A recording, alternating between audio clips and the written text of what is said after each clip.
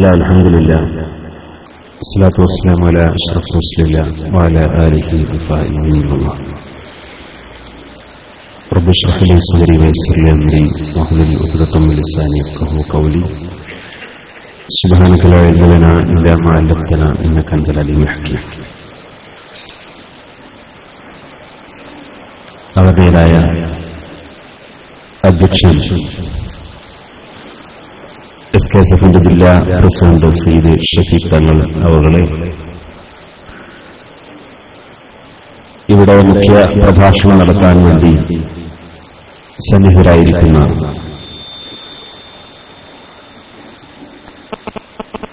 നമ്മുടെ സംസ്ഥാന ഉപാധ്യക്ഷനും SKSFനെ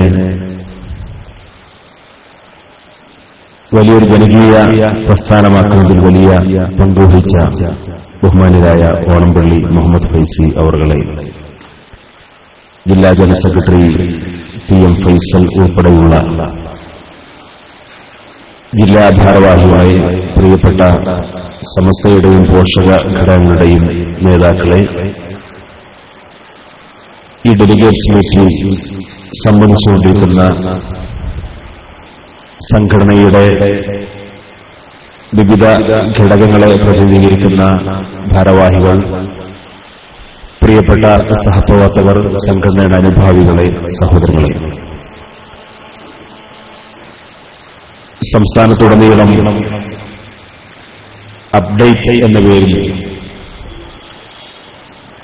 നമ്മുടെ പുതിയ കർമ്മ പദ്ധതികൾ അവതരിപ്പിക്കുന്നതിനു വേണ്ടി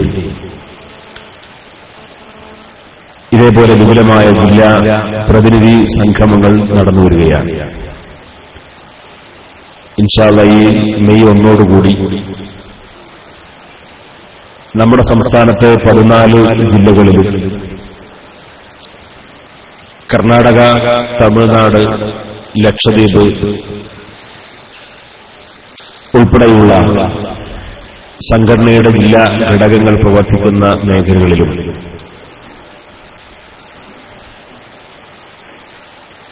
ഈ കർമ്മ പദ്ധതികൾ അവതരിപ്പിക്കപ്പെടുകയും ഓരോ പ്രദേശത്തെയും ചുറ്റുപാടനുസരിച്ചുകൊണ്ട് ഈ പദ്ധതികൾ നടപ്പിലാക്കാൻ വേണ്ടി സംഘടനാ പ്രവർത്തകർ ഒരുങ്ങിയിരിക്കുകയുമാണ്. സംഘടനയുടെ പുതിയ വിങ്ങുകളെക്കുറിച്ചും അതിന്റെ പ്രവർത്തനങ്ങളെക്കുറിച്ചുമൊക്കെ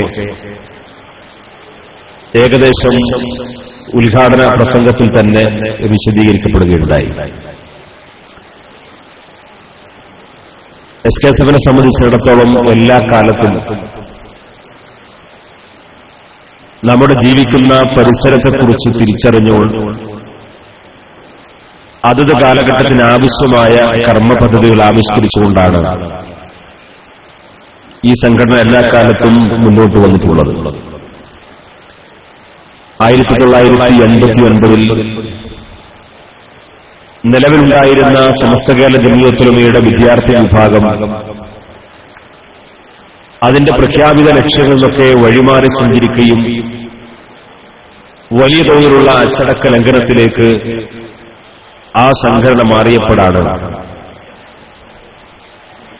അതിനെ പൂർണ്ണമായി മാറ്റിനിർത്തിക്കൊണ്ട് സമസ്തക്ക് പുതിയൊരു വിദ്യാർത്ഥി വിഭാഗം വേണം എന്ന്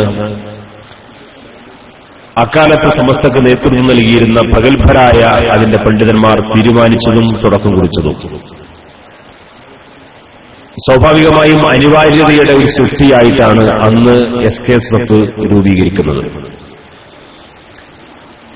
രൂപീകരിക്കപ്പെടുന്ന ആദ്യ കാലഘട്ടത്തിൽ ഏകദേശം അതിന്റെ ദശവാർഷിക സമ്മേളനം നടക്കുന്നതുവരെ സമസ്ത കേരള ജമിയത്തുൽ ഉലമയുടെ ആശയാദർശങ്ങൾ, നയപരിപാടികൾ പ്രചരിപ്പിക്കാനും വിശദീകരിക്കാനും അത് ഏറ്റെടുക്കാനും സന്നദ്ധരായിട്ടുള്ള ഒരു യുവജന വിദ്യാർത്ഥി വിഭാഗത്തെ കേരളത്തിന്റെ എല്ലാ മുസ്ലിം സാന്നിധ്യമുള്ള പ്രദേശങ്ങളിലും വളർത്തിക്കൊണ്ടുവരിക എന്ന ഒരു മിനിമം പദ്ധതിയുമായിട്ടാണ് സംഘടന മുന്നോട്ട് പോയത്.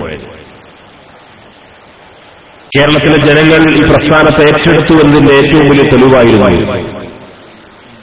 ഇതിന്റെ പ്രവർത്തനങ്ങളുടെ ഒന്നാം ഘട്ടത്തിൽ തന്നെ ആയിരക്കണക്കിന് യൂണിറ്റുകൾ രൂപീകരിച്ചുകൊണ്ട് 10,000-കണക്കിന് സജീവ സംഘടനാ പ്രവർത്തക രംഗത്ത് വന്ന് ലക്ഷക്കണക്കിന് യുവജന വിദ്യാർത്ഥികൾ ഒരുമിച്ചുകൂടുന്ന കുറ്റിപ്പുറം ബാദിയൂരിൽ നടന്ന അതിന്റെ ദശവാർഷിക മഹാസമ്മേളനം നടക്കുന്നത്.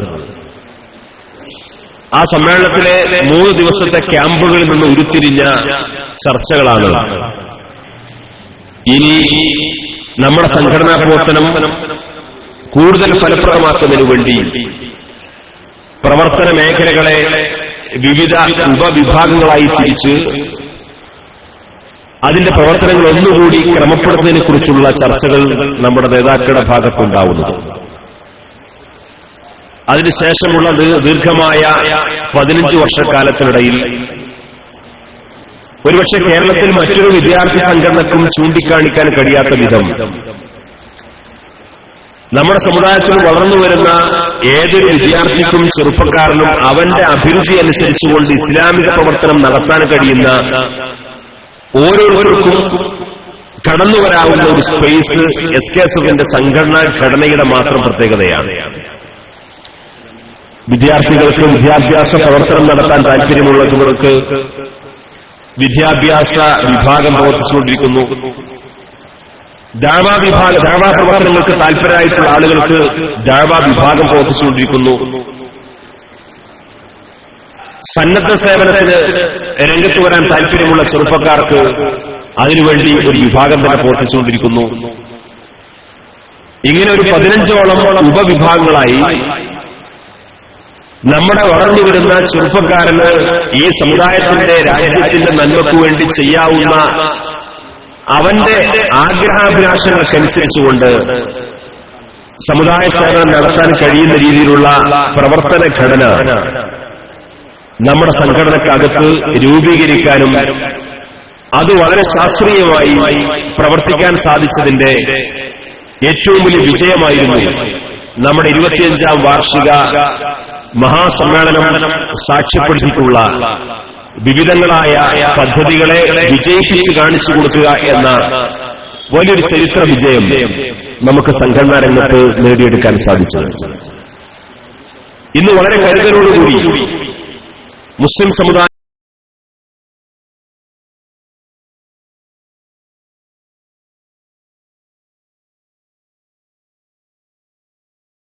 മുന്നോട്ട് പോകാൻ നേരമായി പരാമർശിക്കപ്പെടുന്ന വിഷയമാണ്. മുസ്ലിം സമയം ഒരുപാട് വെല്ലുവിളികൾ നേരിട്ടുകൊണ്ടിരിക്കുകയാണ്. നമുക്കെതിരെ ശത്രുക്കൾ വളരെ ജാഗ്രതയോടുകൂടി വളരെ സജീവമായി ആസൂത്രിതമായ പദ്ധതികളുമായി കടന്നുകൊണ്ടിരിക്കുകയാണ്. പൊതുവെ ഈ ചർച്ചകൾ ഏതർത്ഥത്തിൽ ഇത്തരം പ്രശ്നങ്ങളുണ്ട് എന്ന കാര്യത്തിൽ തർക്കമില്ല.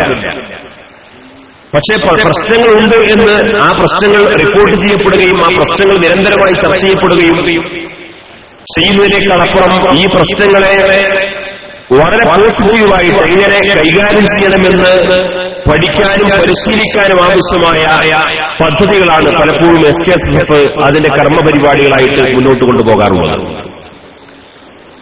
കേരളത്തിലെ മുസ്ലിം സമൂഹത്തിനിടയിൽ ഉന്നത വിദ്യാഭ്യാസത്തെക്കുറിച്ച് പൊതുവായ ചർച്ച പോലും തുടക്കം കുറിക്കുന്നതിന് മുമ്പ് ട്രെൻഡ് എന്ന് പറയുന്ന ഒരു വിദ്യാഭ്യാസ വിഭാഗം രൂപീകരിച്ച് ഒരുപക്ഷെ ചരിത്രത്തിൽ ആദ്യമായി നമ്മുടെ പള്ളി മെഹ്റാബിൽ വെച്ചുകൊണ്ട് സിവിൽ സർവീസ് പരീക്ഷകളെക്കുറിച്ചും ഉന്നത വിദ്യാഭ്യാസത്തെക്കുറിച്ചും നമ്മുടെ ഖത്തീബുമാർ പരിചയപ്പെടുത്താൻ വേണ്ടി തയ്യാറാകുന്ന ഒരു തലത്തിലേക്ക് മുസ്ലിം മഹല്ലുകളിലേക്ക് മഹല്ല് ഭാരവാഹികളിലേക്ക് നമ്മുടെ ഖത്തീബുമാരുടെ ഉദ്ബോധന വിഷയങ്ങളിലേക്ക് മുസ്ലിം സമുദായത്തിന്റെ ഉന്നത വിദ്യാഭ്യാസത്തെ ചർച്ചയ്ക്ക് കൊണ്ടുവന്ന ഒരു സംഘടന ആര് എന്ന് ചോദിച്ചു കഴിഞ്ഞാൽ അത് സമസ്ത കേരള സുന്നി വിദ്യാർത്ഥി പ്രസ്ഥാനമാണ്. നമ്മുടെ അഹങ്കാരത്തിന്റെ ഭാഷയല്ല. അത് കേവലം പ്രസംഗങ്ങളിൽ മാത്രം ഒതുങ്ങിയില്ല. അത് സിവിൽ സർവീസ് മേഖലയിൽ വിദ്യാസമ്പന്നരായിട്ടുള്ള ഒരു തലമുറയെ വാർത്തെടുക്കുക മാത്രമല്ല, ഈ ഉമ്മത്തിന്റെ ഒരു സംഭാവനയായി രാജ്യത്തിന് സമ്മാനിക്കാൻ കഴിയുന്ന രീതിയിലേക്ക് ആ പ്രവർത്തനത്തെ വിജയിപ്പിച്ചെടുക്കാൻ സാധിച്ചു. ആ പ്രവർത്തനം തുടർന്നുകൊണ്ടിരിക്കുന്നു എന്ന് മാത്രമല്ല, ഒന്നുകൂടി താഴെ തട്ടിലുള്ള വിദ്യാർത്ഥികളെ, ഒരു ഹയർ സെക്കൻഡറി തലത്തിൽ പഠിച്ചുകൊണ്ടിരിക്കുന്ന വിദ്യാർത്ഥികളെ തന്നെ ആ വിഷയത്തിൽ തൽപരരാക്കി അവരെ വളർത്തിക്കൊണ്ടുവന്ന് ആവശ്യമായ പരിശീലനങ്ങൾ നൽകി നിരന്തരമായ അത്തരം 2-3 ബാച്ചുകളെ പരിശീലിപ്പിച്ചു കൊണ്ടുവന്നതിന്റെ ഫലമായി അടുത്ത വർഷം 27 മുസ്ലിം വിദ്യാർത്ഥികളെ സിവിൽ സർവീസ് പരീക്ഷയ്ക്ക് ഇരുത്താൻ മാത്രം പാകപ്പെടുന്ന രീതിയിലുള്ള വലിയ വിദ്യാഭ്യാസ പദ്ധതിയാക്കി ഇതിനെ വിജയിപ്പിച്ചെടുക്കാൻ നമുക്ക് സാധിച്ചു. ഇതിന്റെ കാരണം ഒരു ഭാഗത്ത് രാജ്യത്തെ മുസ്ലിങ്ങൾക്ക് പ്രശ്നമുണ്ട്, വെല്ലുവിളിയുണ്ട്, നമ്മൾ അതിനെ എങ്ങനെ അതിജീവിക്കും എന്നതിനുള്ള പരിഹാരമാർഗം പറഞ്ഞു കൊടുക്കുന്നതിനേക്കാൾ അപ്പുറം നമ്മുടെ ചെറുപ്പക്കാരന്റെ ഈ നിരാശയെ ചൂഷണം ചെയ്തുകൊണ്ട് അവരെല്ലാം വിനാശകരമായ മാർഗത്തിലേക്ക് തിരിച്ചുവിടാനുള്ള ആസൂത്രിതമായ പദ്ധതികൾ ആവിഷ്കരിച്ചുകൊണ്ട് ഓരോ വിഭാഗങ്ങൾ കടന്നു വന്നപ്പോ അതിന് വളരെ പ്രാമാണികമായിട്ട് തന്നെ ഒരു ഭാഗത്ത് പ്രതിരോധിച്ചു നിർത്തിക്കൊണ്ട് അതിനെങ്ങനെയാണ് തരണം ചെയ്യേണ്ടത് എന്ന് മറുഭാഗത്ത് അതിനാവശ്യമായ ക്രിയാത്മകമായ പദ്ധതികൾ ആവിഷ്കരിച്ച് നടപ്പാക്കി വിജയിപ്പിച്ച് കാണിച്ചു കൊടുക്കുക എന്ന വലിയ ദൗത്യമാണ് SKSF ആവിഷ്കരിച്ചുകൊണ്ട് മുന്നോട്ട് വന്നത്. വിദ്യാഭ്യാസ കാര്യത്തിൽ നമ്മെ സംബന്ധിച്ചിടത്തോളം മതബോധത്തിൽ അധിഷ്ഠിതമായ വിദ്യാഭ്യാസമാണ് നമ്മുടെ വിദ്യാർത്ഥികൾ നേടേണ്ടത് എന്നത് നമ്മുടെ സംഘടനാ നിലപാട് പോലെ കർക്കശമായ ഒരു സമീപനമായി ഈ സംഘടന എന്നും ഉയർത്തിപ്പിടിച്ച ഒരു രീതിയാണ്. ഇന്ന് ക്യാമ്പസുകളിൽ പഠിച്ചുകൊണ്ടിരിക്കുന്ന വിദ്യാർത്ഥികളെ അവരുടെ പഠനകാര്യങ്ങൾക്ക് വേണ്ടി ആവശ്യമായ പ്രോത്സാഹനം ചെയ്തു കൊടുക്കുമ്പോഴും അവരെ ആ തലത്തിൽ വളർത്തിയെടുക്കാൻ ശ്രമിക്കുമ്പോഴും ആ ക്യാമ്പസ് വിദ്യാർത്ഥികൾക്ക് അവരുടെ ഒഴിവു സമയത്ത് ഉപയോഗപ്പെടുത്തിക്കൊണ്ട് സ്കൂൾ ഓഫ് ഇസ്ലാമിക് തോട്ട്സ് എന്ന് പറയുന്ന ഒരു പദ്ധതി രൂപീകരിച്ച് നമ്മുടെ ക്യാമ്പസുകൾ കേന്ദ്രീകരിച്ചുകൊണ്ട് അവരുടെ പഠന കാലയളവിൽ തന്നെ അവരുടെ ഒഴിവു സമയങ്ങളെ ക്രമീകരിച്ചുകൊണ്ട് ദീനീ പഠനം ലഭ്യമാക്കാൻ ആവശ്യമായിട്ടുള്ള ശക്തമായ സംവിധാനങ്ങൾ ഒരുക്കിക്കൊണ്ടാണ് ഈ സംഘടനയുടെ ക്യാമ്പസ് വിങ് പ്രവർത്തിച്ചുകൊണ്ടിരിക്കുന്നത്. ക്യാമ്പസുകളിൽ ഒരുപാട് വിദ്യാർത്ഥി സംഘടനകൾ പ്രവർത്തിക്കുന്നുണ്ട്. പലരും ഒരുതരം രാഷ്ട്രീയവാദം ഉയർത്താൻ വേണ്ടി ശ്രമിക്കുന്ന ആളുകളുണ്ട്, രാഷ്ട്രീയ പ്രവർത്തനം നടത്താൻ വേണ്ടി ശ്രമിക്കുന്ന ആളുകളുണ്ട്. ഒരുപക്ഷെ റാഗിംഗ് പോലെയുള്ള വളരെ മോശപ്പെട്ട അന്തരീക്ഷത്തിലേക്ക് ചെറുപ്പക്കാരെ ക്ഷണിക്കുന്നവരുണ്ട്. മദ്യത്തിന്റെയും ലഹരിയുടെയും മയക്കുമരുന്നിന്റെയും അതേപോലെയുള്ള വളരെ അധാർമികമായ ചുറ്റുപാടിലേക്ക് ചെറുപ്പക്കാരെ കൊണ്ടുപോകുന്ന ലോബികൾ പോലും ക്യാമ്പസുകൾ കേന്ദ്രീകരിച്ചുകൊണ്ട് പ്രവർത്തിക്കുന്നു. പക്ഷേ SKSFന്റെ ക്യാമ്പസുകളിലെ പ്രവർത്തനം എന്ന് പറയുന്നത് ആ ചെറുപ്പക്കാരന്റെ ആ വിദ്യാർത്ഥിയുടെ പഠന മേഖലയിൽ അവനാവശ്യമായ പ്രോത്സാഹനം ചെയ്തു കൊടുക്കുമ്പോൾ തന്നെ അതിനോട് ചേർത്ത് വെച്ചുകൊണ്ട് മതബോധത്തോടുകൂടി ജീവിച്ചു വരാൻ ആവശ്യമായ പ്രചോദനം നൽകുക എന്ന ഒരൊറ്റ ഉത്തരവാദിത്വമാണ് ക്യാമ്പസുകൾ കേന്ദ്രീകരിച്ചുകൊണ്ട് ഈ പ്രസ്ഥാനം നിർവഹിച്ചുകൊണ്ടിരിക്കുന്നത്. കാരണം നമുക്ക് ഏറ്റവും കണിശമായ ഒരു താല്പര്യമുള്ളത് ഈ പഠന മേഖലയിൽ ഉള്ള ഈ ചെറുപ്പക്കാർ വിദ്യാർത്ഥികൾ അവർ പഠിച്ചു വളർന്നു വലുതായി വിദ്യാസമ്പന്നരായി രാജ്യത്തിന്റെ വിവിധ കീ പോയിന്റുകളിൽ എത്തിച്ചേരുന്ന സമയത്ത് ഈ രാജ്യത്തോടും ഈ സമുദായത്തോടും നിഷ്പക്ഷതയോടുകൂടിയെങ്കിലും നീതിപൂർവമെങ്കിലും പെരുമാറാൻ കഴിയുന്ന ഒരു തലത്തിലേക്ക് അവന്റെ ഉള്ളിൽ ധാർമ്മികതയും മതബോധവും നിലനിർത്താൻ ആവശ്യമായിട്ടുള്ള പ്രചോദനം നൽകുക എന്ന വലിയ ഉത്തരവാദിത്വമാണ് നമ്മൾ നിർവഹിച്ചുകൊണ്ടിരിക്കുന്നത്. രാഷ്ട്രീയ പാർട്ടികൾ, ഭരണകൂടങ്ങൾ, അതേപോലെ ഇവിടെയുള്ള മറ്റു സംവിധാനങ്ങൾ ജനാധിപത്യ രാജ്യമായതുകൊണ്ട് അതിന്റെ രീതിയും സ്വഭാവവും രാഷ്ട്രീയ സാഹചര്യവും അനുസരിച്ച് മാറിക്കൊണ്ടേയിരിക്കും.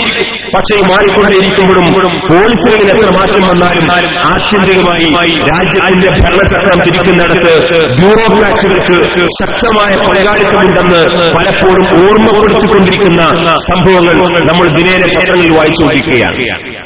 ഇങ്ങനെ ബ്യൂറോക്രാറ്റുകൾക്ക് ഇന്ത്യയെ പോലെയുള്ള ഒരു ജനാധിപത്യ രാജ്യത്ത് തന്നെ ശക്തമായ സ്വാധീനമുള്ള ഇക്കാലത്ത് ആ ബ്യൂറോക്രസിയിലേക്ക് ഈ സമുദായത്തിന്റെ പ്രാതിനിധ്യത്തെ വളർത്തിക്കൊണ്ടുവരാൻ ആവശ്യമായിട്ടുള്ള ഒരു ശ്രമകരമായ ദൗത്യമാണ് SKSFന്റെ വിദ്യാഭ്യാസ പ്രവർത്തനത്തിന്റെ ഭാഗമായി നമ്മൾ നടത്താൻ വേണ്ടി ഉദ്ദേശിക്കുന്നത്. അതിന്റെ പ്രാഥമിക പ്രവർത്തനങ്ങൾ ഏകദേശം 15 വർഷം മുമ്പ് തുടങ്ങിയതിന്റെ പരിണിത ഫലമാണ്.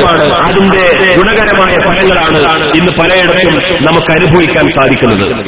ഈ പ്രവർത്തനത്തെ അതിന്റെ ശക്തമായ തുടർച്ച ഉണ്ടാകുന്നതിന് വേണ്ടിയിട്ടുള്ള വിദ്യാഭ്യാസ പ്രവർത്തനമാണ് ഈ അപ്ഡേറ്റിൽ നമ്മൾ ആവിഷ്കരിച്ചിട്ടുള്ള വിദ്യാഭ്യാസ പദ്ധതികളുമായിട്ട് സംഘടന മുന്നോട്ട് വെക്കുന്നത്. ട്രെൻഡ് പോലെയുള്ള വിദ്യാഭ്യാസ പ്രവർത്തനത്തിന്റെ വിങ്ങുകൾ നമ്മുടെ ശാഖാതലങ്ങളിലും മേഖലാതലങ്ങളിലുമൊക്കെ രൂപീകരിച്ച് വിദ്യാസമ്പന്നരായിട്ടുള്ള നമ്മുടെ നാട്ടിലെ ചെറുപ്പക്കാരെ അതിന്റെ ആ പ്രവർത്തനങ്ങളിലേക്ക് പങ്കാളികളാക്കി അവരെയെല്ലാം നാട്ടിൽ വളർന്നു വരുന്ന വിദ്യാർത്ഥികളെ അവരുടെ പഠനമേഖലയിൽ മതബോധത്തോടുകൂടി പഠിച്ചു വളരാൻ ആവശ്യമായ പ്രോത്സാഹനം ചെയ്തു കൊടുക്കുന്നിടത്ത് നമുക്ക് വലിയ ദൗത്യം നിർവഹിക്കാറുണ്ട് എന്ന് എന്റെ പ്രിയപ്പെട്ട സഹപ്രവർത്തകർ മനസ്സിലാക്കണമെന്നാണ് സാന്ദർഭികമായി സൂചിപ്പിക്കാറുള്ളത്. നാം മനസ്സിലാക്കേണ്ടത് ഇന്ന് പലയിടത്തും മുസ്ലിം സമുദായത്തെ തന്നെ ഉപയോഗപ്പെടുത്തിക്കൊണ്ട് മുസ്ലിം സമുദായത്തിനകത്ത് നിന്ന് തന്നെ പുതിയ പുതിയ ഗ്രൂപ്പുകളെ സൃഷ്ടിച്ചുകൊണ്ട് ആ ഗ്രൂപ്പുകളെ കൊണ്ട് ഈ സമുദായത്തിന് വലിയ അപമാനമുണ്ടാക്കുന്ന ഒരു പുതിയ പ്രവണതയാണ് ആഗോളതലം മുതൽ പ്രാദേശിക സ്ഥലം വരെ ശത്രുവിഭാഗം ആവിഷ്കരിച്ചുകൊണ്ടിരിക്കുന്നത്. ഇതിനെ നമ്മൾ ഇങ്ങനെ വലിയ പ്രതിസന്ധിയിലാണ്, വലിയ വെല്ലുവിളിയിലാണ്, വലിയ കഷ്ടപ്പാടിലാണ് എന്ന് പറഞ്ഞുകൊണ്ട് ആ നിരാശ പടർത്താനല്ല നമ്മളെപ്പോലെയുള്ള സംഘടനാ പോരാട്ടം ശ്രമിക്കേണ്ടത്. നേരെ മറിച്ച് അതിനൊക്കെ ഒരു സ്പോർട്സ്മാൻ സ്പിരിറ്റോടുകൂടി കണ്ടുകൊണ്ട് അതിനതിജയിക്കാൻ മാത്രമുള്ള ശക്തമായ മതബോധമുള്ള പ്രതികരണശേഷിയുള്ള യുവജന വിദ്യാർത്ഥി തലമുറയെ വളർത്തിയെടുക്കാനും ആ അർത്ഥത്തിൽ പ്രതികരിപ്പിക്കാനും അവരെ കൊണ്ട് നമുക്ക് സാധിക്കുമെന്ന ആത്മവിശ്വാസത്തോടുകൂടി പ്രവർത്തിക്കുന്ന ഒരു യുവജന വിഭാഗത്തെയാണ് നമ്മൾ വാർത്തെടുക്കേണ്ടത്. ആഗോളതലത്തിൽ ഇന്ന് ഏറ്റവും കൂടുതൽ ചർച്ച ചെയ്യപ്പെടുന്ന വിഷയം എന്താണ്? ഐസിസ് പോലെയുള്ള മുസ്ലിം സമുദായത്തിനകത്ത് നട്ടുവളർത്തിയിട്ടുള്ള പുതിയ പുതിയ സംഘങ്ങൾ രൂപം വിട്ടുകൊണ്ടിരിക്കുന്നു. ഇസ്ലാമിക ഖിലാഫത്ത് സ്വയം പ്രഖ്യാപിച്ചുകൊണ്ടാണ് അവർ രംഗത്ത് വരുന്നത്. അമേരിക്ക, ഇസ്രയേൽ പോലെയുള്ള സാമ്രാജ്യത്വ ശക്തികൾക്കെതിരായ പോരാട്ടമാണ് അവർ പരസ്യമായി പ്രകടിപ്പിച്ചുകൊണ്ടിരിക്കുന്നത്. പക്ഷെ ആത്യന്തികമായി എന്താണ് ഇതിന്റെ റിസൾട്ട്? ഇസ്ലാമിക ഖിലാഫത്ത് വേണ്ട ഒരു സാധാരണക്കാരനായ മുസ്ലിമിന് പോലും അംഗീകരിക്കാൻ കഴിയാത്ത സ്ത്രീകളെയും കുട്ടികളെയും ചൂണ്ടിച്ചാമ്പലാക്കുന്ന, ആശുപത്രികളിൽ ബോംബ് വർഷിപ്പിക്കുന്ന, നിരപരാധികളെ കൊന്നൊടുക്കുന്ന, അങ്ങനെ വൃത്തികെട്ട മാനുഷിക മൂല്യങ്ങൾ തൊട്ടു തീണ്ടാത്ത രീതിയിലുള്ള അക്രമ പ്രവർത്തനങ്ങൾ നടത്തുമ്പോൾ ഇവരാണ് ഭാഗത്ത് ഇസ്ലാമിന്റെ പേരിൽ ലോകത്ത് അറിയപ്പെടാൻ വേണ്ടി ശ്രമിച്ചുകൊണ്ടിരിക്കുന്നത്. മുസ്ലിം സമുദായത്തിനകത്ത് തന്നെ ഇത്തരത്തിലുള്ള സംഘങ്ങളെ വളർത്തിയെടുത്ത് അവർക്ക് ആവശ്യമായ തോതിൽ ആയുധവും പണവും ശത്രുവിഭാഗം നൽകി ഈ സമുദായത്തെ ഇങ്ങനെ ലോകത്തിന് മുമ്പിൽ അപമാനപ്പെടുത്താൻ വേണ്ടി ശ്രമിച്ചുകൊണ്ടിരിക്കുമ്പോൾ ഏതാണ് ഇസ്ലാം എന്ന് പറഞ്ഞു കൊടുക്കുക പ്രസംഗത്തിലൂടെയല്ല, ലേഖനത്തിലൂടെയല്ല, പുസ്തകത്തിലൂടെ മാത്രമല്ല, അതിനേക്കാളപ്പുറം സ്വന്തം ജീവിതത്തിലൂടെ ഇസ്ലാം എന്താണെന്ന് പറഞ്ഞു കൊടുക്കാനും ജീവിച്ച് കാണിച്ചു കൊടുക്കാൻ ആവശ്യമായിട്ടുള്ള പരിശീലനം ഇന്ന് ലോകത്തെ മുസ്ലിം സമൂഹത്തിന് മുമ്പിൽ അനിവാര്യ എന്ന തിരിച്ചറിവാണ് നമ്മുടെ മുമ്പിലുണ്ടാവേണ്ടത്. ഇന്ത്യയെ പോലെയുള്ള നമ്മുടെ രാജ്യത്ത് ഒരുപാട് മഹനമായ പാരമ്പര്യമുള്ള രാജ്യമായിട്ട് പോലും ഇന്ന് ആ പാരമ്പര്യത്തെ മുഴുവൻ തകർത്തെറിഞ്ഞുകൊണ്ട് രാജ്യത്ത് ഒരു ഫാഷിസ്റ്റ് ശക്തി ഭരണം നടത്തിക്കൊണ്ടിരിക്കുന്നു. ആ ഭരണം എത്രത്തോളം ഇന്ത്യ രാജ്യത്ത് ഗുജറാത്ത് എന്ന സംസ്ഥാനത്ത് മുഖ്യമന്ത്രിയായിരിക്കുമ്പോ ഇവിടെ ഒരു ശക്തമായ കൂട്ടക്കൊലക്ക് നേതൃത്വം കൊടുത്ത് മുസ്ലിംകൾക്കെതിരായ വംശീയമായ കലാപത്തിന് നേതൃത്വം കൊടുത്ത് അങ്ങനെ ഇത്രയും വലിയൊരു വൃത്തികെട്ട മനുഷ്യനായി ലോകത്തെ മീഡിയകളിൽ പോലും കൃത്യമായി തിരിച്ചറിഞ്ഞ ആ വ്യക്തിക്ക് അതിന്റെ കാരണത്താൽ അമേരിക്ക പോലും വിസ നിഷേധിച്ചിരുന്നൊരു കാലമുണ്ടായിരുന്നു. ആ മനുഷ്യൻ ഇന്ന് ഇന്ത്യയുടെ പ്രധാനമന്ത്രിയാണ്. ആ മനുഷ്യൻ ഇന്ത്യയുടെ പ്രധാനമന്ത്രിയാണ്.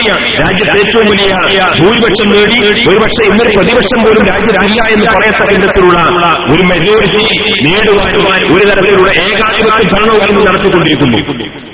ഇതിനെയാണ് മുസ്ലിംകൾ എന്ത് സമീപനമാണ് സ്വീകരിക്കേണ്ടത്? എന്ത് സമീപനമാണ് സ്വീകരിക്കേണ്ടത്? പലപ്പോഴും ഇതിനോട് വിധേയപ്പെട്ട് നിൽക്കണം എന്ന ആ ഒരു ചിന്താഗതിയിലേക്ക് മുസ്ലിം സമുദായത്തിലുള്ള പല ആളുകളും മുന്നോട്ട് പോയിക്കൊണ്ടിരിക്കുന്നു. നാം മനസ്സിലാക്കേണ്ടത് ആഗോളതലത്തിൽ ഞങ്ങൾ മുസ്ലിംകൾക്കിടയിൽ പോലും സ്വീകാര്യത നേടിയിരിക്കുന്നു എന്ന് ഉയർത്തിക്കാൻ ആവശ്യമായ ശക്തമായ അജണ്ടയാണ് കഴിഞ്ഞ ദിവസം നടന്ന സൂഫി സമ്മേളനത്തിലൂടെ ഈ നരേന്ദ്രമോദി നടപ്പാക്കിയത്. ഒരുപാട് പരപ്പാവും താടിയും അതേപോലെ വലിയ തൊപ്പിയും അടിച്ചുള്ള നൂറുകണക്കിന് ആളുകളെ ഡൽഹിയിലെ രാംലീല മൈതാനത്ത് അണിനിരത്തുന്നുണ്ട്. ഇവരെല്ലാം ഇന്ത്യയിലെ മുസ്ലിങ്ങളുടെ പ്രതീകങ്ങളാണ്, സൂഫിവര്യന്മാരാണ്, പണ്ഡിതന്മാരാണ്, സാത്വികരായ മുസ്ലിം സമുദായത്തിന്റെ പ്രതിനിധികളാണ്.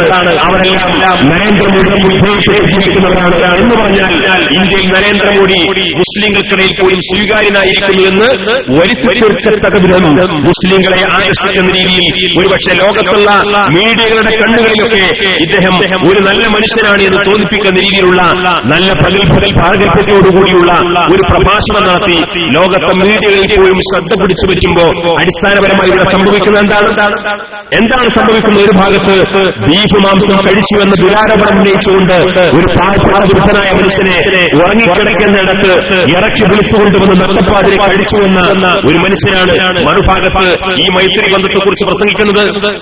പശുവിനെ നോക്കിക്കൊണ്ടിരുന്ന 2-3 ചെറുപ്പക്കാരെ അവരെ അടിച്ച് കൊലപ്പെടുത്തി മരക്കൊമ്പിൽ കെട്ടിത്തൂങ്ങിയയാളാണ് മറുഭാഗത്ത് മൈത്രിയെക്കുറിച്ച് സംസാരിച്ചുകൊണ്ടിരിക്കുന്നത്. ഇങ്ങനെ ഒരു ഭരണകൂടം രാജ്യത്ത് ഇങ്ങനെ മുന്നോട്ട് പോയിക്കൊണ്ടിരിക്കുമ്പോൾ അവർക്ക് വിധേയപ്പെട്ട് നിന്നു കഴിഞ്ഞാൽ, അല്ലെങ്കിൽ അവരുടെ നടത്തുന്ന സമ്മേളനങ്ങളിൽ പോയി കഴിഞ്ഞാൽ അതിനുമേക്കാളപ്പുറം നമ്മുടെ ഫോറിൻ അക്കൗണ്ടുകളെ കുറിച്ചോ നമുക്ക് വരുന്ന വിദേശ പണങ്ങളെക്കുറിച്ചോ ഒന്നും അന്വേഷണമില്ലാതിരിക്കാൻ വേണ്ടി ആ സമ്മേളനത്തിൽ പോയി അവിടെ കരം വഹിച്ചു കഴിഞ്ഞാൽ എല്ലാം സുരക്ഷിതമായി എന്ന് വിശ്വസിക്കുന്ന തലപ്പാടുഭാരികളായിട്ടുള്ള മണ്ടന്മാർ നമ്മുടെ കേരളത്തിലുണ്ടായി എന്ന് നമുക്കതിലൂടെ തിരിച്ചറിയാൻ സാധിച്ചു. പക്ഷെ ഇങ്ങനെ കോംപ്രമൈസ് ചെയ്യുന്ന, വിധേയപ്പെട്ട് കഴിയുന്ന ഈ ഒരു ചിന്താഗതിയിലേക്ക് മുസ്ലിം സമുദായത്തെ നയിച്ചുകൊണ്ടിരിക്കുമ്പോ എന്താണ് നമ്മൾ എടുക്കേണ്ട നിലപാട്? ഒരു ഭരണകൂടം എന്ന നിലയിൽ നമ്മൾ ആ ഭരണകൂടത്തെ അംഗീകരിക്കുന്നു, ഭരണാധികാരി എന്ന നിലയിൽ ആ ഭരണാധികാരി അനുസരിക്കുന്നു. പക്ഷേ രാജ്യത്തിന്റെ ഭരണഘടനയ്ക്ക് വിധേയമായി രാജ്യത്തിന്റെ ഭരണഘടന വകവെച്ചു നൽകുന്ന അവകാശ അധികാരങ്ങൾക്കനുസരിച്ചുകൊണ്ട്, ആവശ്യമായ മൗലികമായ അവകാശങ്ങൾക്കനുസരിച്ചുകൊണ്ട് ജീവിക്കാനുള്ള സർവ്വ സ്വാതന്ത്ര്യവും ഈ രാജ്യത്തെ മുഴുവൻ പൗരനും ബാധ്യതപ്പെട്ടതാണ്, അവകാശപ്പെട്ടതാണ്. ആ അവകാശങ്ങൾ നിഷേധിക്കപ്പെടുന്നിടത്ത് കോംപ്രമൈസിന്റെ വഴി സ്വീകരിക്കാൻ മുസ്ലിം നാമധാരികളായ ആളുകൾ ചെല്ലുമ്പോൾ സ്വാഭാവികമായും നാം ചിന്തിക്കേണ്ടത് നമ്മുടെ മതബോധം കാത്തു സൂക്ഷിച്ചുകൊണ്ട് നമ്മുടെ നിലപാടുകൾ അടിയുറച്ചുകൊണ്ടുകൊണ്ട് രാജ്യത്തിന്റെ ഭരണഘടനയ്ക്ക് വിധേയമായി ഇത്തരത്തിലുള്ള ദുഷ്കീലങ്ങൾക്കെതിരെ കലഹം സൃഷ്ടിക്കുന്ന, സമാധാനപരമായി സമരം ചെയ്യുന്ന ആ ഒരു പ്രതികരണശേഷിയെങ്ങാനും ആ പ്രതികരണശേഷി പോലും ഇല്ലാത്ത വിധത്തിലേക്ക് മുസ്ലിം സമുദായത്തെ നയിച്ചുകൊണ്ടുവരാനുള്ള ശ്രമങ്ങൾ നടത്തുമ്പോൾ അതിനെതിരെയൊക്കെ ശക്തമായി പ്രതികരിക്കാൻ കഴിയുന്ന ആ പ്രതികരണ ബോധമാണ് നമ്മുടെ ഭാഗത്തുണ്ടാവേണ്ടത്, ചെറുപ്പക്കാർക്കിടയിൽ ഉണ്ടാവേണ്ടത്. ഇത് കാണുമ്പോഴാണ് വളരെ രസകരമായ ഒരു സംഗതി മറുഭാഗത്ത് നടന്നുകൊണ്ടിരിക്കുന്നുണ്ട്. ഇവിടെ ഫാഷിസം വളർന്നു വരുന്നു, ഇവിടെ RSS ശക്തി പ്രാപിച്ചിരിക്കുന്നു, ഇവിടെ ഇതാ അവർ ഭരണത്തിലേക്ക് കടന്നു വരുന്നു, അവർ കലാപത്തിന് നേതൃത്വം നൽകിക്കൊണ്ടിരിക്കുന്നു, ഇവിടെ വലിയ അപകടങ്ങൾ വന്നുകൊണ്ടിരിക്കുന്നു.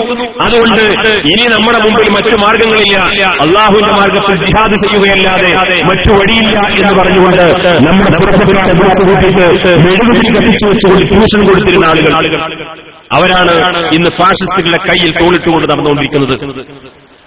നമ്മൾ ഗൗരവത്തിൽ ചിന്തിക്കണം. ഇവിടെ സമുദായത്തിന്റെ കാവലാളുകളായിക്കൊണ്ട്, ഇവിടെ വലിയ പരേഡുകൾ നടത്തിക്കൊണ്ട് ഇതാ സമുദായത്തിന് ഭയപ്പെടേണ്ടതില്ല, ഞങ്ങളുണ്ട് ഇവിടെ എന്ന് പറഞ്ഞുകൊണ്ട് വലിയ സംരക്ഷണത്തിനും അവകാശപ്പെട്ടുകൊണ്ട് രംഗത്ത് വന്ന ആളുകൾ അവസാനമെത്തിയിട്ടുള്ള അവരുടെ തെരഞ്ഞെടുപ്പ് രാഷ്ട്രീയത്തിന്റെ കൂട്ടുകെട്ടിന്റെ ആ ബാന്ധവം, അവിശുദ്ധമായ ബാന്ധവം എവിടെയെത്തി? ആയിരക്കണക്കിന് മുസ്ലിംകളെ ചുട്ടുചാമ്പലാക്കാൻ കാരണമാകുന്ന മുസാഫർ നഗർ കലാപവുമായി ബന്ധപ്പെട്ട എല്ലാവർക്കും അതിൽ പങ്കാളിയായിട്ടുള്ള ഉത്തർപ്രദേശിലെ മുഖ്യമന്ത്രിയായ മുലായം സിംഗ് യാദവിന്റെ മകനായ അഖിലേഷ് യാദവുമായി തെരഞ്ഞെടുപ്പ് സഖ്യമുണ്ടായി. ഇവിടെ ഈ ജിഹാദിനിറങ്ങിയ ആളുകൾക്ക് വേണ്ടി തെരഞ്ഞെടുപ്പ് പ്രചാരണത്തിന് വേണ്ടി ഈ മുസ്ലിം സമുദായത്തിന്റെ ചോരക്കൈകളുമായി നടക്കുന്ന ഈ അഖിലേഷ് യാദവ് പ്രചാരണത്തിന് വരുന്നു എന്നാണ് കഴിഞ്ഞ ദിവസം ഇത്തരം ആളുകളുടെ സ്വന്തം പത്രത്തിന്റെ 1-ാം പേജിൽ കഴിഞ്ഞ ദിവസം റിപ്പോർട്ട് ചെയ്തത്. നമ്മൾ ആലോചിക്കണം, ഇവരാണ് ഫാഷിസത്തെ പ്രതിരോധിക്കാൻ മുസ്ലിം സമുദായത്തെ ഭയത്തിൽ നിന്ന് രക്ഷപ്പെടുത്താൻ വേണ്ടിയിട്ട് ജിഹാദുമായി ഇറങ്ങിയിട്ടുള്ള ആളുകൾ.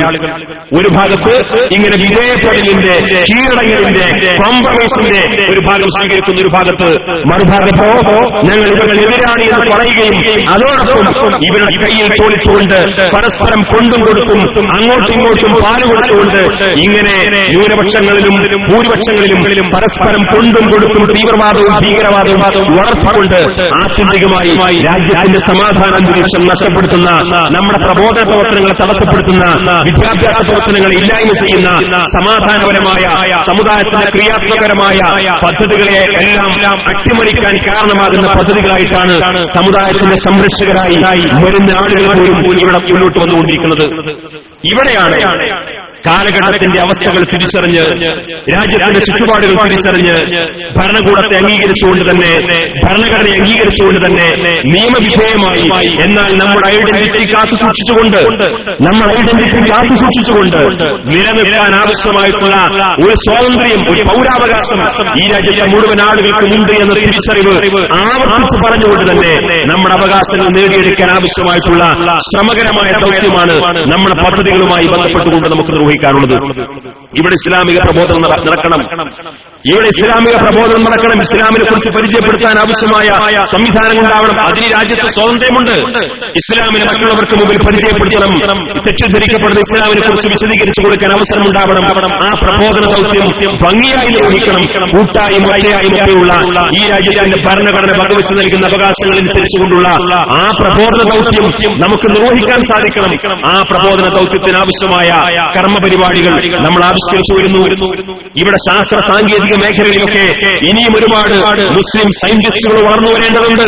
ഒരു കാലത്ത് ശാസ്ത്രത്തിന്റെ മൊത്തം കുത്തകാവകാശപ്പെടാവുന്ന, ഇന്ന് ലോകത്ത് കണ്ടുകൊണ്ടിരിക്കുന്ന ആധുനിക ശാസ്ത്ര മേഖലയിലുള്ള ഏതെല്ലാം കണ്ടുപിടുത്തങ്ങളുണ്ടോ, ഏതെല്ലാം മുന്നേറ്റങ്ങളുണ്ടോ, അതിന്റെ എല്ലാം അടിസ്ഥാനം എന്ന് പരിശോധിക്കുമ്പോൾ യൂറോപ്പിലെ കൊർദോവയിലോ സ്പെയിനിലോ ബഗ്ദാദിലോ അവിടെയുള്ള മുസ്ലിം പണ്ഡിതന്മാരുടെ, മുസ്ലിം സർവകലാശാലകളിലെ മുസ്ലിം സയന്റിസ്റ്റുകളുടെ ആ ചരിത്രത്തിലേക്കാണ് നടന്നിട്ടുണ്ടെങ്കിൽ ആ ഗ്യാപ്പ് ഫില്ല് ചെയ്യുന്ന, ആ തുടർച്ച നഷ്ടപ്പെടാതെ ഇനിയും മുന്നോട്ട് കൊണ്ടുപോകാൻ കഴിയുന്ന സയന്റിസ്റ്റുകൾ മുസ്ലിം സമുദായത്തിനകത്ത് വളർന്നു വരണം.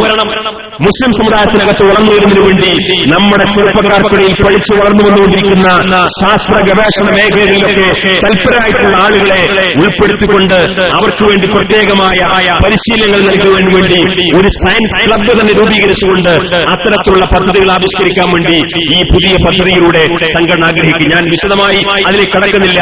അതിന്റെ ബുക്ക്ലെറ്റുകൾ ഇവിടുത്തെ വന്നിട്ടുള്ള സംഘടനയുടെ ഭാരവാഹികൾക്ക് നൽകും. വളരെ കൃത്യമായി ഇത്തരത്തിൽ ഇന്ന് രാജ്യത്തെ മുസ്ലിം സമുദായത്തിന്റെ, ലോകത്തെ മുസ്ലിം സമുദായത്തിന്റെ ചുറ്റുപാടുകൾ തിരിച്ചറിഞ്ഞ് എന്താണ് വെല്ലുവിളികളുണ്ട്, പ്രശ്നങ്ങളുണ്ട്, പ്രയാസങ്ങളുണ്ട് എന്ന് പറഞ്ഞുകൊണ്ട് പരസ്പരം അങ്ങോട്ടിങ്ങോട്ടും ആ പ്രയാസം അനുഭവിക്കുകയോ ആ പ്രയാസം പങ്കുവെക്കുകയോ അല്ല, അതിനേക്കാളപ്പുറം വളരെ വളരെ ക്രിയേറ്റീവായി ഇതിനെങ്ങനെ മറികടക്കാൻ സാധിക്കും, എങ്ങനെ അതിജയിക്കാൻ സാധിക്കുമെന്ന് നമ്മുടെ രാജ്യത്തിന്റെ ചുറ്റുപാടുകൾക്കകത്തുനിന്നുകൊണ്ട് അതിനാവശ്യമായ പരിഹാര നടപടിക്രമങ്ങളിലേക്കാണ് സംഘടന വിരലിച്ചുകൊണ്ട് എന്നതാണ് ഈ പദ്ധതിയുടെ ഏറ്റവും വലിയ പ്രത്യേകത. വിദ്യാഭ്യാസ രംഗത്തും പ്രബോധന മേഖലയിലും അതേപോലെ നമ്മുടെ മതകലാലയങ്ങൾ പഠിച്ചുകൊണ്ടിരിക്കുന്ന വിദ്യാർത്ഥികളെ അവരെ പ്രത്യേകമായി പരിഗണിച്ചുകൊണ്ട്, നമുക്കറിയാം ഉന്നതന്മാരായ പണ്ഡിതന്മാരുടെ സാന്നിധ്യവും അവരുടെ നേതൃത്വവും അവരുടെ പ്രബോധന ദൗത്യവുമൊക്കെ വളരെ ഫലപ്രദമായി നടന്നുകൊണ്ടാണ് ഇക്കാലമത്രയും കേരളത്തിലെ മുസ്ലിം സമൂഹത്തിന് ഈ അഭിമാനകരമായ മുന്നേറ്റമുണ്ടാക്കാൻ സാധിച്ചത്. കേരളത്തിലെ മുസ്ലിം സമൂഹത്തിന്റെ വളർച്ചയുടെ വളരെ പ്രധാനപ്പെട്ട കാരണമെന്ത് എന്ന ചോദ്യത്തിന്റെ വളരെ കൃത്യമായ ഉത്തരം വളരെ ആത്മാർത്ഥതയോടുകൂടി ശുദ്ധമായ ഇസ്ലാമിൽ ഉൾക്കൊണ്ട് അത് ജീവിതത്തിലൂടെ കാണിച്ചു കൊടുത്ത് ഇസ്ലാമിലെ ഇത്തരത്തിലുള്ള ജീവിതാനുഭവങ്ങളിലൂടെ മനസ്സിലാക്കാനും ഉൾക്കൊള്ളാനും സൗഭാഗ്യം സാധിക്കുന്ന രീതിയിലുള്ള ഒരു നേതൃത്വം എല്ലാ കാലത്തും തലമുറകൾ മാറി മാറി വന്നപ്പോഴും ഈ സമുദായത്തിലുണ്ടായി എന്നുള്ളതാണ്. ആ തലമുറകൾക്കിടയിൽ, വരും തലമുറകൾക്കിടയിലുമൊക്കെ ഇതേപോലെയുള്ള പ്രഗത്ഭരായ പണ്ഡിതന്മാരെ ഇനിയും വളർത്തിയെടുക്കേണ്ടതുണ്ട്. മതകലാലയങ്ങൾ പഠിച്ചുകൊണ്ടിരിക്കുന്ന വിദ്യാർത്ഥികളെ സംഘടിപ്പിച്ചുകൊണ്ട് അവർക്കിടയിൽ പ്രഗത്ഭമാനികളായിട്ടുള്ള പ്രതിഭാശാലികളെ വളർത്തിക്കൊണ്ടുവന്നുകൊണ്ട് അവർക്ക് ആവശ്യമായ പരിശീലനങ്ങൾ നൽകിക്കൊണ്ട് അവരെയൊക്കെ ഇനിയും വളർത്തിക്കൊണ്ടുവന്ന് നാളത്തെ സമുദായത്തിന് നേതൃത്വം നൽകാൻ കഴിയുന്ന പ്രഗത്ഭരായ പണ്ഡിതന്മാരെ വാർത്തെടുക്കുന്നതിനു വേണ്ടി മതകലാലയങ്ങൾ പഠിച്ചുകൊണ്ടിരിക്കുന്ന അത്തരത്തിലുള്ള വിദ്യാർത്ഥികൾക്ക് വേണ്ടി പ്രത്യേകമായി ഒരു വിങ് രൂപീകരിച്ചുകൊണ്ട് അവർക്ക് അധികമായി പഠിക്കാനും ഗവേഷണം നടത്താനും ആ മേഖലയിൽ പ്രോത്സാഹനം നടത്താനുള്ള പദ്ധതി സംഘടന ആവിഷ്കരിച്ചുകൊണ്ടിരിക്കുന്നു, നടപ്പാക്കിക്കൊണ്ടിരിക്കുന്നു. അങ്ങനെ നമ്മുടെ ഈ വളർന്നു വരുന്ന തലമുറക്കിടയിൽ ഈ വിദ്യാർത്ഥികളാണെങ്കിലും ചെറുപ്പക്കാരാണെങ്കിലും അവരുടെ എല്ലാം കർമ്മശേഷിയുടെ ഒരു വിഹിതം ഈ സമുദായത്തിന്റെയും രാജ്യത്തിന്റെയും ഗുണപരമായ പുരോഗതിക്കാവശ്യമായ ഒരു തലത്തിലേക്ക് അവർക്കെല്ലാം പങ്കാളിത്തം വഹിക്കാൻ കഴിയുന്ന വിപുലമായ പദ്ധതിയാണ് സംഘടന ആവിഷ്കരിച്ചത്. കഴിഞ്ഞ കാലങ്ങളിലൊക്കെ അത്തരം പദ്ധതികളുമായി മുന്നോട്ട് വന്നുകൊണ്ടാണ് ഈ സംഘടന ഈ അർത്ഥത്തിൽ വളർത്തിയെടുക്കാൻ സാധിച്ചത്. ഇനിയും അതിന് തുടർച്ച ഉണ്ടാവണം. പുതിയ ചുറ്റുപാടുകൾക്കനുസരിച്ച് പുതിയ പുതിയ പദ്ധതികൾ കടന്നു വരണം. ആ പദ്ധതികളെല്ലാം ആവിഷ്കരിച്ചുകൊണ്ട് മുന്നോട്ട് പോകുന്ന രീതിയാണ് നമ്മൾ അവലംബിച്ചിട്ടുള്ളത്. എന്റെ പ്രിയപ്പെട്ട സഹപ്രവർത്തകരോട് പറയുവാനുള്ളത്, ശാഖാതലം മുതൽ സംസ്ഥാന തലം വരെയുള്ള ഓരോ ഘടകങ്ങളും നിർവഹിക്കേണ്ട, അവർക്ക് ചെയ്തു തീർക്കുവാനുള്ള പ്രവർത്തനങ്ങളെക്കുറിച്ച്, പദ്ധതികളെക്കുറിച്ച് ആ കൃത്യമായ വിവരങ്ങൾ നമ്മുടെ വിവിധ ഘടകങ്ങളുടെ യോഗങ്ങൾ നടക്കുന്ന സമയത്ത് ലഭ്യമാകുമ്പോൾ അത് കൂടിയാലോചിച്ചുകൊണ്ട് പരസ്പരം ചർച്ച ചെയ്തുകൊണ്ട് നമ്മുടെ നാട്ടിൽ, നമ്മുടെ മഹലിൽ, നമ്മുടെ ശാഖയിൽ, നമ്മുടെ മേഖലയിൽ, നമ്മുടെ ജില്ലയിൽ ഇതെങ്ങനെ പ്രായോഗവൽക്കരിക്കാമെന്നതിനെ കുറിച്ചുള്ള വിശദമായ ചർച്ചകൾക്ക് ശേഷം അത് സമയബന്ധിതമായി നടപ്പിലാക്കുവാനും അത് മോണിറ്ററിംഗ് ചെയ്യുവാനും അതിന്റെ റിപ്പോർട്ടുകൾ മേഖലകളിലേക്ക് നൽകുവാനും മുകളിൽ നൽകുന്ന സർക്കുലർ അനുസരിച്ചുകൊണ്ട് പ്രവർത്തിക്കുക മാത്രമല്ല, ആ പ്രവർത്തിച്ചതിന്റെ റിസൾട്ട് എന്താണെന്ന് കൃത്യമായി മുകളിലേക്ക് റിപ്പോർട്ടിംഗ് നടത്തുവാനും, അങ്ങനെ മുകളിലേക്കും താഴോട്ടും കൃത്യമായ കമ്മ്യൂണിക്കേഷൻ ഉണ്ടാകുമ്പോ ഈ പ്രവർത്തനങ്ങളുടെ ഓരോ പദ്ധതികളുടെ അതിന്റെ ഗുണവും ദോഷവും അതിന്റെ ഫലങ്ങളുമൊക്കെ കൃത്യമായി വിലയിരുത്താൻ സാധിക്കുകയും കൂടുതൽ മെച്ചപ്പെടുത്തിക്കൊണ്ട് നമ്മുടെ പ്രവർത്തനങ്ങളെ മുന്നോട്ട് കൊണ്ടുപോകാൻ സാധിക്കുന്ന സാഹചര്യത്തിലേക്ക് നമുക്ക് എത്തേണ്ടതുണ്ട്. അതേപോലെ നമ്മുടെ ഓരോ ശാഖകളിലും SKSFന്റെ യൂണിറ്റ് കമ്മിറ്റി പ്രവർത്തിക്കുന്ന ഒരു പ്രദേശമാണെങ്കിൽ ആ യൂണിറ്റിൽ വളർന്നു വരുന്ന മുഴുവൻ വിദ്യാർത്ഥിയെയും ഫോക്കസ് ചെയ്യുന്ന ഒരു പ്രവർത്തനമാണ് നമ്മൾ നടത്തേണ്ടത്. ഈ വർഷം SSLC പരീക്ഷ എഴുതിയ നമ്മുടെ മഹലിലെ, നമ്മുടെ ശാഖയിലെ വിദ്യാർത്ഥികൾ ആരൊക്കെ എന്നതിനെ കുറിച്ചുള്ള വിവരങ്ങൾ നമ്മുടെ കയ്യിലുണ്ടാവണം, അവിടുത്തെ യൂണിറ്റ് കമ്മിറ്റിയുടെ കയ്യിലുണ്ടാവണം. ഹയർ സെക്കൻഡറി പരീക്ഷ എഴുതിയ വിദ്യാർത്ഥികളെ ലിസ്റ്റ് നമ്മുടെ കൈവശം ഉണ്ടാവണം. ആ നാട്ടിൽ പഠിച്ചുകൊണ്ടിരിക്കുന്ന ഉന്നത വിദ്യാഭ്യാസ മേഖലയിലുള്ള വിദ്യാർത്ഥികളുടെ ലിസ്റ്റ് നമ്മുടെ കൈവശം ഉണ്ടാവണം. ആ വിദ്യാർത്ഥികളുമായും അവരുടെ രക്ഷിതാക്കളുമായി ബന്ധപ്പെട്ടുകൊണ്ട് അവരുടെ വിദ്യാഭ്യാസ മേഖലയിൽ അവർക്ക് ആവശ്യമായ പ്രോത്സാഹനം നൽകാൻ ആവശ്യമായ എന്ത് കുറവുകളാണ് ഉള്ളത് എന്ന് തിരിച്ചറിഞ്ഞുകൊണ്ട് ആ മേഖലയിൽ പ്രോത്സാഹനം കൊടുക്കാൻ കഴിയുന്ന വലിയൊരു ഉത്തരവാദിത്വമാണ് നമ്മൾ ഏറ്റെടുക്കേണ്ടത്. ഈ അർത്ഥത്തിൽ ഇന്ന് വളർന്നുവരുന്ന വിദ്യാർത്ഥി തലമുറയിൽ ഒരുപക്ഷെ 99% ഈ ഭൗതിക കലാലയങ്ങൾ പഠിച്ചുകൊണ്ടിരിക്കുന്നവരാണ്.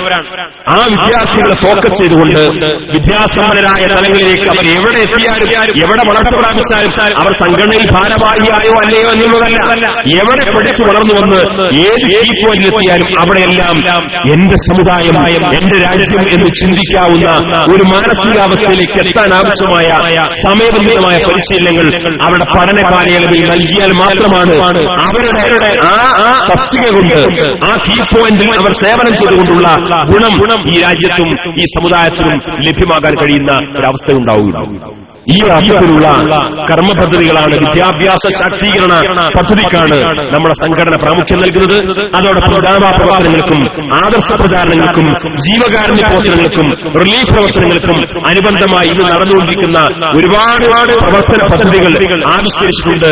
ഇതെല്ലാം സമയബന്ധിതമായി നടപ്പിലാക്കാൻ ആവശ്യമായിട്ടുള്ള നിങ്ങളുടെ ഭാഗത്തുള്ള ആത്മാർത്ഥമായ ശ്രമങ്ങൾ ഉണ്ടാവണമെന്ന് ആഗ്രഹിച്ചുകൊണ്ടും പ്രാർത്ഥിച്ചുകൊണ്ടും അപേക്ഷിച്ചുകൊണ്ടും ഈ പദ്ധതികളെയെല്ലാം വിജയത്തിനു വേണ്ടി നിങ്ങളൊക്കെ ആത്മാർത്ഥമായി ശാഖാതലം മുതൽ ഓരോ ഘടകങ്ങളും കൃത്യമായി സമയബന്ധിതമായി പ്രവർത്തിക്കണമെന്ന് കൂടി പ്രത്യേകമായി ഓർമ്മിച്ചുകൊണ്ട് നിങ്ങളുടെ പ്രാർത്ഥനകളിലൊക്കെ ഈ വിനീതരെ കൂടി ഉൾപ്പെടുത്തണമെന്ന് വസൂത്ത് ചെയ്യുന്നു.